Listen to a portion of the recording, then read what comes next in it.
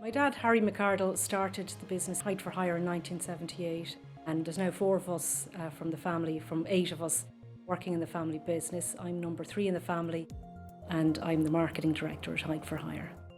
When people think of access machines or cherry pickers, they tend to think of, oh, they're for the construction sector.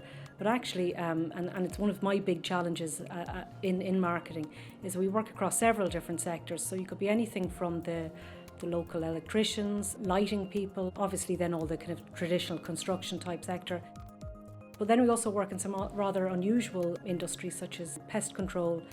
We work in facilities management, window cleaning. I came on board the marketing team in 2014, which is a really exciting phase because we were starting to really ramp up speed on our expansion then. In Ireland, I think we had about 4 locations, and through our mini depot system, we now have 13, and that is growing. I think there's 2 more coming up now, opening in the next month. We did that by teaming up with the builders merchants around Ireland, so we're in all different locations. And then we brought that idea that we'd started in Ireland over to the UK, and we're teaming up with lots of different builders merchants over there.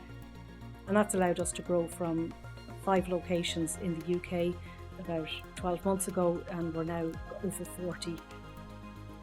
One of the biggest challenges for me as a marketing director of Hide for Hire is that we don't just have one customer type, we have many customers and many different types of customers. And so I really need to be able to sweat my marketing assets to be able to adapt and make them relevant. One of the exciting things about expanding rapidly and moving in lots of different locations is you do need to start thinking about things in a different way. So I needed to think about how I could produce my assets not just from one source but from several sources. And so I needed a system that was going to allow different departments to be able to create and adapt the assets. So really what I needed was a system that was flexible enough for different members of different teams in different locations to be able to respond to what they needed in their location and to be able to adapt the asset and localise it.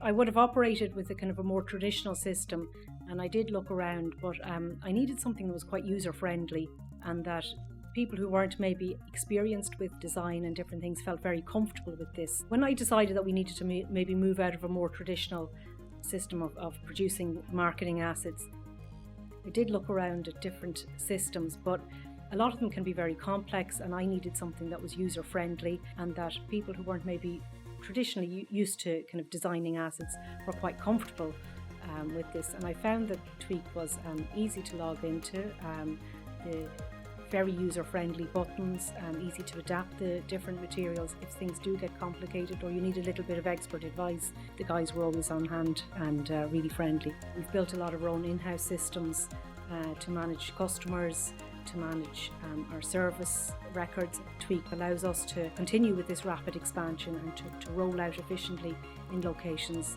without having to worry too much.